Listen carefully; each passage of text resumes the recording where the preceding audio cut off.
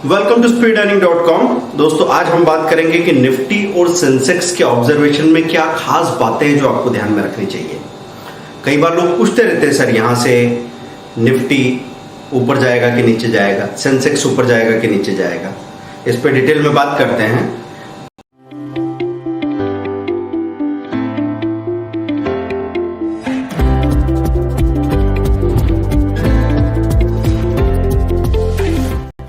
सबसे पहले बिगिनर्स के लिए मैं दो लाइन बोलना चाहूंगा कि निफ्टी क्या चीज है। एनएसई का सूचकांक है। टॉप 50 कंपनीज अलग अलग सेक्टर की उनकी प्राइस के एवरेज से बना निफ्टी।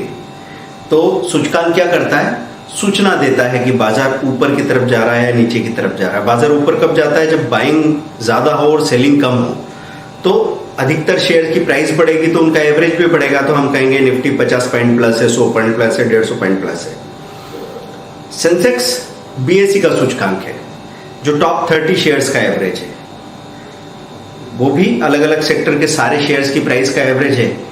ऐसा कभी नहीं होगा कि सेंसेक्स नीचे जा रहा है तो निफ्टी ऊपर जा रहा है, क्योंकि इन 30 और 50 शेयर्स में से 20-22 शेयर्स तो कॉमन है, तो डायरेक्शन उसी हिसाब से चलेगा। लेकिन सेंसेक्स कब से है, सेंसेक्स का बेस वैल्यू माना जाता है 1978 से, और निफ्टी 1992 में शुरू हुआ।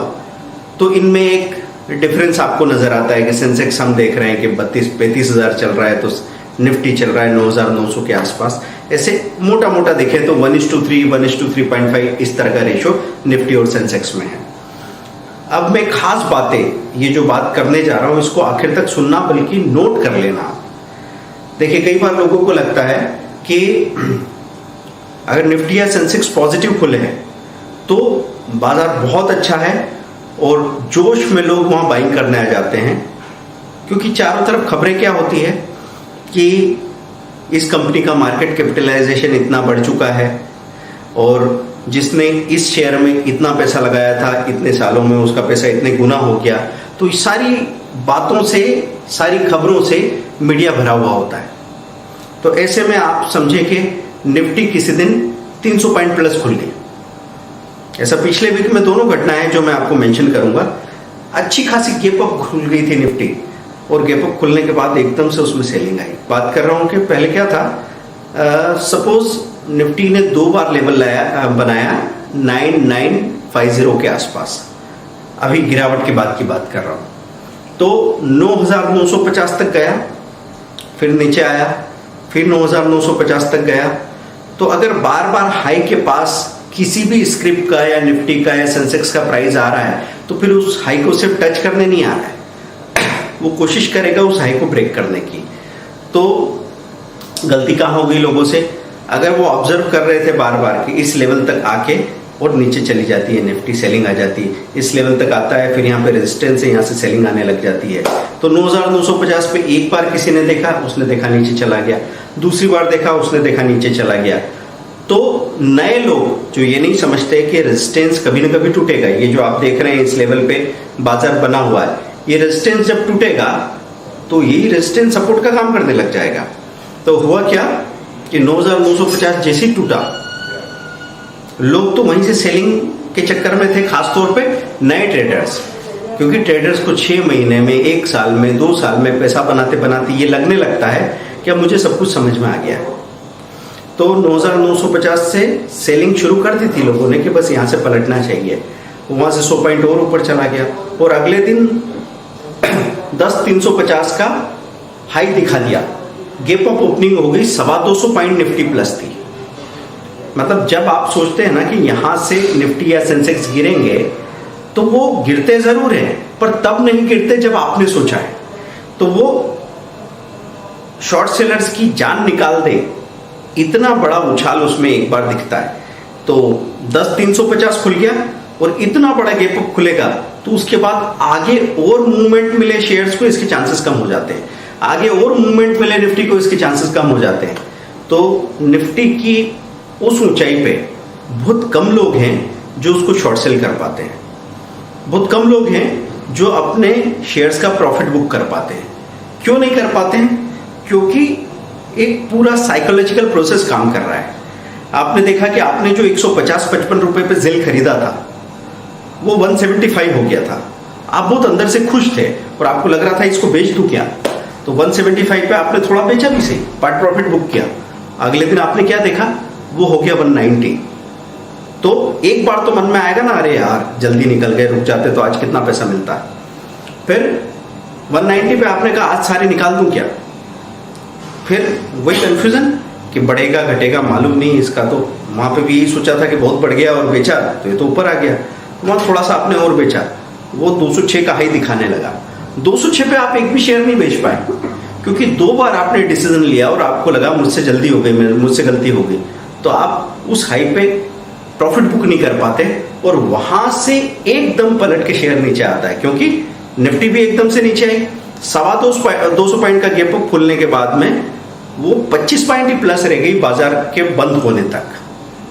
मतलब मैं ये कहना चाहता हूं कि जब भी एकदम से गैप अप खुले बाजार, तब सबको लगेगा कि दिन बहुत अच्छा है और मैं बहुत कमाई करूंगा, लेकिन उसी दिन आपको सबसे ज्यादा नुकसान होगा। लोग समझते हैं कि बाजार की गिरावट में आपको नुकसान ज्यादा होंगे, आपके पड़ोसी तो खास तौर पे ऐसे ही समझते हैं, जो मार्केट को नहीं जानते पर आपको जानते हैं कि आप मार्केट में काम करते हो। तो जैसे उनको एक खबर मिलती है कि सेंसेक्स लहूलुहान और इतना गिर के नीचे आया, इतने सारे निवेशकों का इतना लाख करोड़ पानी में चला गया, ये सब सुन के उनको लगता है पता नहीं ये आदमी के साथ क्या हो रहा है। उनको नहीं पता कि हम शॉर्ट सेलिंग करके उस दिन और ज्यादा पैसा कमा सकते हैं। हाँ, अगर आपको आता हो तो, अगर आपको कंसेप्ट क्लियर हो तो होगा क्या कि तेजी के मार्केट में लोग सबसे बड़े नुकसान करते हैं। खास तौर पे ऐसे दिन सबसे बड़ा नुकसान करते हैं जिस दिन उनको लगता है कि अब तो बाजार में कोई खतरा नहीं है, बाजार अच्छा है। तो बाजार अच्छा है मतलब 200 सवा 200 पॉइंट निफ्टी ऊपर खुली, मतलब सेंसेक्स 600-700 पॉइंट ऊपर खुला और वहां से दिन भर उधर ही खड़ा रहेगा, धीरे से एकदम से नीचे घुस जाएगा। मतलब हो सकता है 1:30, 2, 2:30 बजे तक बाजार मेंटेन करता रहे और एकदम से नीचे आ जाएगा।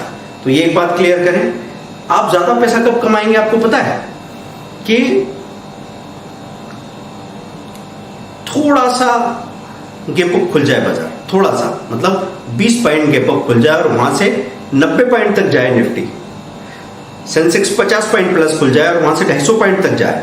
ये जो चाल मिलती है आपको, ये ट्रेडिंग के लिए जरूरी है, क्योंकि उस वक्त शेयर गैप अप नहीं खुलता ज्यादा, वो थोड़ा गैप अप खुलता है और 1% ऊपर खुला और 5% तक चला तो आपको 4% की रेंज मिलेगी जिसमें आप आसानी से पैसा बना सकते हो। तो ध्यान रखना, बाहर से अच्छा दिखने वाला मार्केट आपके लिए खतरनाक हो सकता है और जो ठीक ठाक मार्केट दिख रहा है वो आपके लिए बहुत अच्छा हो सकता है। एक और एग्जांपल दूंगा। जब आपने सोचा कि बाजार तो बहुत ही खतरनाक है, बहुत बेकार है, कब की बात करता हूं, लास्ट फ्राइडे की बात कर रहा हूं मैं। लास्ट फ्राइडे मतलब 12 जून, 12 जून की बात करें, 10,350 से बाजार गिरा, वो एक बार थोड़ा नीचे आया, फिर 100 पॉइंट की रिकवरी दिखा दी, तो आपको लगा नहीं यार ये तो नहीं गिर रहा है। फिर एकदम से गिरावट हुई, एक दिन में 200, 250, सवा 200 पॉइंट गिर गया बाजार। अब बहुत महीनों के बाद, मतलब काफी हफ्तों के बाद इस तरह की बड़ी गिरावट दिखी थी। मार्च के बाद अभी बात करें तो इस तरह की बड़ी गिरावट आपको बहुत समय बाद देखने को मिली। ठीक है, आपको लगा कि बस ये काफी हो गया। वहां पे कई बार लोग क्या करते हैं, निफ्टी के फ्यूचर में तेजी करके बैठ जाते हैं, बुलिश पोजीशन, या कॉल खरीद के बैठ जाते हैं और उनको लगता है अब गिरेगा भी तो ज्यादा नहीं गिरेगा, ज्यादा ज्यादा क्या होगा, कल 50 पॉइंट माइनस खुल जाएगा, वहां से पलट के पॉजिटिव हो जाएगा बाजार। ये सोच के अगर आपने एक तरफा पोजीशन बना ली तो मारे जाएंगे। जहां से आपको लगेगा कि बिल्कुल नहीं गिर सकता, वहां कोई ऐसी नेगेटिव न्यूज आ सकती है, जैसे अभी आई थी, यूएस का मार्केट नेगेटिव था और 350 पॉइंट निफ्टी गैप डाउन खुल गई। अब 350 पॉइंट निफ्टी गैप डाउन खुली और आप खबर फैली हुई चारों तरफ कि आज तो बाजार में तबाही हो सकता है, ब्लैक फ्राइडे हो, 350 पॉइंट माइनस खुलेगा बाजार। वहां पे आपको लगेगा बाजार बहुत बुरा है, लेकिन वो सबसे बुलिश दिन था, सबसे तेजी का दिन था वो, क्योंकि 350 पॉइंट से बाजार रिकवर होते होते 70 पॉइंट प्लस हो गया। मतलब 400 450 पॉइंट की तेजी आई। कहने को कवर क्या था दिन का, it was a red day, वो एक सबसे ज्यादा मंदी का दिन देखा जा रहा था। अब वो मंदी का दिन देख के अगर किसी ने उतावलेपन में जैसे ही बाजार माइनस खुला और दिमाग में अपने पिक्चर कौन सा है, मार्च की जो ब्लड बाथ हुआ था, जो तबाही हुई थी, वो आपकी मेमोरी में है और आपने सोचा 350 पॉइंट माइनस खुला है, पहले भी एक बार खुला था वहां से 1000 पॉइंट माइनस हो गया था, चलो फटाफट शॉर्ट करो। थोड़ी देर भी देखा नहीं और शॉर्ट कर दिया तो इतना बड़ा नुकसान हुआ जो आदमी सोच भी नहीं सकता था, क्योंकि एकदम से वहां से रिकवरी आ जाती है। तो इतना गैप डाउन अगर बाजार खुले ना तो ये चांसेस बनते हैं कि एकदम रिकवरी आ जाए। अब यहां पे देखना क्या होगा, देखना आपको यह होगा कि 350 पॉइंट निफ्टी माइनस खुली, मतलब 900 या 1000 पॉइंट सेंसेक्स माइनस खुला। अब आपको यहां पे देखना है कि क्या उसमें 10-15% की भी शॉर्ट कवरिंग आ रही है वहां से। अगर 10-15% की भी शॉर्ट कवरिंग नहीं आए, मतलब 350 से 300-310 तक आया और रिकवरी नहीं हो पाए, तो चांसेस बनते हैं फिर से लो तोड़ के नया लो बनेगा। लेकिन अगर ऐसा दिखे कि 10-15 मिनट के अंदर ही 350 पॉइंट से रिकवर होकर 250 पॉइंट रह गया है, तो फिर जाके इक्विटी डेरिवेटिव में चेक करो कि सेंसेक्स निफ्टी अपने VWAP volume weighted share average price से ऊपर तो नहीं है, और ATP चेक करो, एवरेज ट्रेडेड प्राइस जो आपकी मार्केट वॉच में आपकी स्क्रीन पे, अगर वो उसके ऊपर आ गया है तो सीन बदल चुका है। अब वहां पे आके टिकता है कि फिर से जरूरत की एवरेज के नीचे चला जाता है। थोड़ी देर को ये आपका मामला है, ये देखने का या फिर जाल फैलाने का होगा, जाल बिछाने का होगा। जो हमारी स्ट्रेटेजी है वो क्या करती है, इन सारी चीजों का जवाब देती है कि किसी भी डायरेक्शन में जाना हो निफ्टी को, किसी भी डायरेक्शन में जाना हो सेंसेक्स को, कॉल लेना है, पुट लेना है, इस तरह का हम कॉम्बिनेशन बनाएं, इस तरह का जाल फैलाएं कि जिधर भी बाजार जाएगा उधर से पैसा मिलना चाहिए, नहीं तो कम से कम कोई बड़ा नुकसान तो होना ही नहीं चाहिए। आपका पहला पर्पस क्या है पता है? बड़ा प्रॉफिट कमाना नहीं, आपका पहला पर्पस है लॉस छोटा से छोटा करना, लॉस नहीं करना। तो छोटे लॉस के लिए अगर आपने तैयारी कर ली तो फिर धोखा होने वाला नहीं है। धोखा कब होगा? जब आप छोटे से लॉस को भी ना कर रहे हैं, एक तरफा पोजीशन बनाई है और बाजार उल्टा चल दे, तो आपको इतना बड़ा नुकसान हो जाएगा जिसकी भरपाई शायद आप अगले 1-2 महीने तक नहीं कर पाए। तो माइनस वाले दिन में क्या हुआ? उस दिन 350 पॉइंट माइनस था, 12 जून की बात कर रहा हूं। बाजार वहां पे और रिकवर हुआ, 225 पॉइंट से 150 पॉइंट तक रह गया, फिर 150 -150 टू -190 पॉइंट वैसे घूमता रहा रेंज में। अगर कमजोर होता तो फिर 250 पॉइंट के नीचे चला जाता कम से कम, लेकिन वैसा नहीं हुआ। बाजार बराबर वहां पे मेंटेन करता रहा। और फिर जो हम कहते हैं आपको टाइम डिसिप्लिन में कि सुबह 9:30 बजे से लेके 11, 11:30 तक वॉल्यूम आता है, फिर 1:30 बजे से लेके 2:30-3 बजे तक वॉल्यूम आता है। तो 1:30 से 2:30 के बीच में एक और मूवमेंट आया और निफ्टी चली गई सीधी प्लस की तरफ। तो ये ध्यान रखना है आपको। कई बार ऐसा भी होगा कि जैसे बाजार माइनस था, माइनस हो गया, सपोज मैं आज मंडे की बात कर लूं 15 जून को, दोपहर के वक्त, सुबह के वक्त मंदी थी, मानो 100 पॉइंट से निफ्टी 200 पॉइंट माइनस हो रही है, पूरी चाल मिली, मतलब बहुत ज्यादा गैप डाउन बाजार नहीं खुला था। बाजार गैप डाउन खुला 50-60 पॉइंट माइनस निफ्टी, और सेंसेक्स खुला 200 पॉइंट माइनस, वो 1:3 का रेशियो जो मैं बताता हूं। फिर गिरते गिरते गिरते गिरते 200 पॉइंट माइनस हो गई निफ्टी, मतलब सेंसेक्स 600-650 पॉइंट माइनस हो गया, पूरी चाल मिली। आप आराम से शॉर्ट सेल कर सकते थे। बहुत सारे स्टॉक ऐसे थे जिनका एलटीपी लो के करीब था, उनमें सेलिंग लगा के आराम से काम कर सकते थे।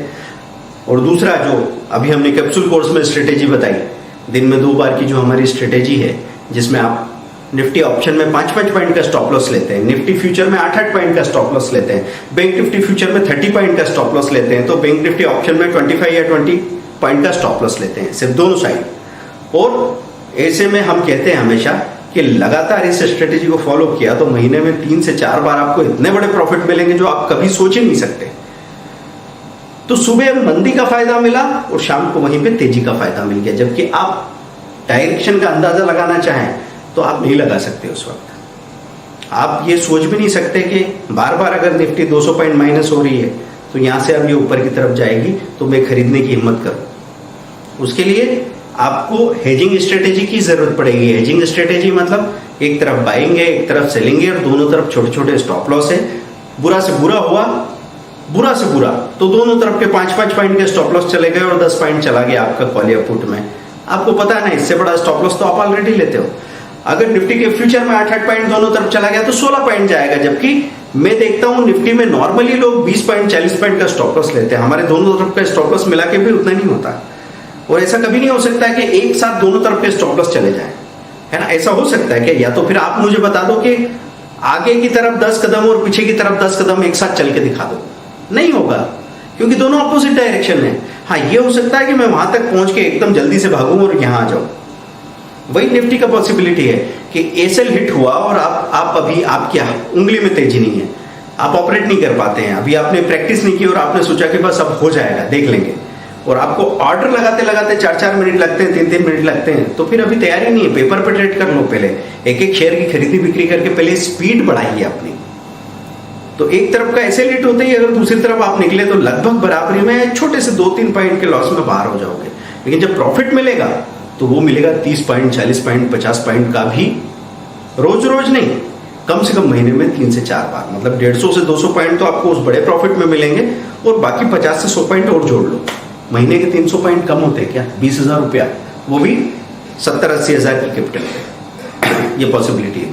तो बात कर रहा था मैं कि आप कई बार मार्केट आपको दिखा कैसे कि 800 पॉइंट माइनस है या 1000 पॉइंट माइनस है सेंसेक्स, और पूरा रिकवर नहीं हुआ, प्लस में नहीं चला गया, लेकिन 1000 पॉइंट माइनस से ये रिकवर हुआ और 600 पॉइंट तक आ गया। तो 1000 से 600 का ये जो शॉर्ट कवरिंग है, ये पूरे बुल डे का काम करेगा, मतलब तेजी का दिन बन जाएगा। वो है मंदी का दिन, और आखिर तक मंदी का ही रहा। लेकिन ये जो चाल मिली आपको -1000 सेंसेक्स से -600 तक, या निफ्टी में जो चाल मिली आपको -300 टू -200, ये आपको पूरा एक बुलिश दिन की तरह मौका देगी, और उसमें आप तेजी कर सकते हैं। तो दोस्तों, ये कुछ बारीकियों की हम लोग बात कर रहे थे कि निफ्टी कब कैसे खुले तो कैसे बिहेव कर सकती है। अब जैसे 2 दिन बड़े बड़े मूवमेंट आ गए, तो उन मूवमेंट के हैंगओवर में आपको अभी लगेगा कि यार एक दिन 400 पॉइंट की तेजी, एक दिन 300 पॉइंट की मंदी, अब आगे भी यही होता रहेगा। नहीं होगा, बिल्कुल नहीं होगा।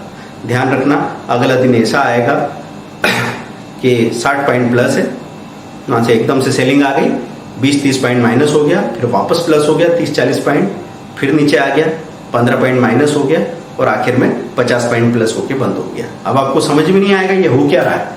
ये सारा जो कुछ भी असर आ रहा है, ये पिछले 2 दिन की बड़ी तेजी लगातार या बड़ी मंदी लगातार, उसके बाद का रिएक्शन, बाद का परिणाम है ये। तो देखिए, कोई शॉर्टकट नहीं है।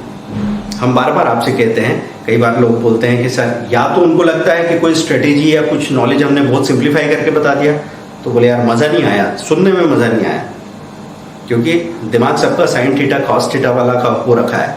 तो हमको हमेशा ही ऐसी जलेबियां बनाना अच्छा लगता है। तो एकदम सिंपल हो गया तो हो सकता है कि आपको लगे ये चीज शायद काम नहीं करेगी, और ज्यादा टिपिकल अगर हमने कुछ बता दिया, अभी हम चार्ट लेके बहुत सारे इंडिकेटर वगैरह लेके बैठ जाएंगे, तो फिर बहुत सारे लोग कहेंगे सर ये तो आपने क्या बताया, हमारे तो दिमाग से ऊपर ही चला गया। वो मैं मानता हूं, चलते बाजार में अगर मैं आपको 4 शेयर नाम बता दूं और लिख दूं कागज पे, आपकी जेब में रख दूं, तो हो सकता है कि शाम को जब आप बाहर निकलो तब आपके जेब में हाथ जाए और पता लगे अरे यार ये 4 शेयर तो ये तो देखना ही भूल गए। क्यों? क्योंकि चलते बाजार में एक इंपल्स होता है, पता नहीं आप कहां बह जाते हो। आप घर से सोच के गए थे कि तेजी करना है, पता नहीं कब मंदी करने लगे, क्या चीज खरीदने का सोचा था वो आपके हाथ से ही चूक गया। ये सब होता है, इसलिए हम आपसे कहते हैं कि चलते बाजार में आपको इतनी सिंपल स्ट्रेटेजी होने की जरूरत है कि वो आप कभी भूले ना। तो ऐसी ही सिंपल स्ट्रेटेजीज हम आपको कैप्सूल कोर्सेज में सिखा रहे हैं। तो दोस्तों, आज हमने निफ्टी की सारी फाइंडिंग्स पे बात की है, आगे और डिटेल ऑब्जर्वेशन आपके साथ शेयर करते रहेंगे सिंपल लैंग्वेज में। चार्ट दिखा के लाइंस और इंडिकेटर हम आपको नहीं दिखा रहे हैं, हम चाह रहे हैं कि जो मूवमेंट का बिहेवियर है वो बिल्कुल सरल भाषा में आपके दिमाग में बैठ जाए, तो आपको पूरी कहानी समझ में आने लग जाएगी, तभी असली मजा आएगा as a trader, as an investor. Thank you very much.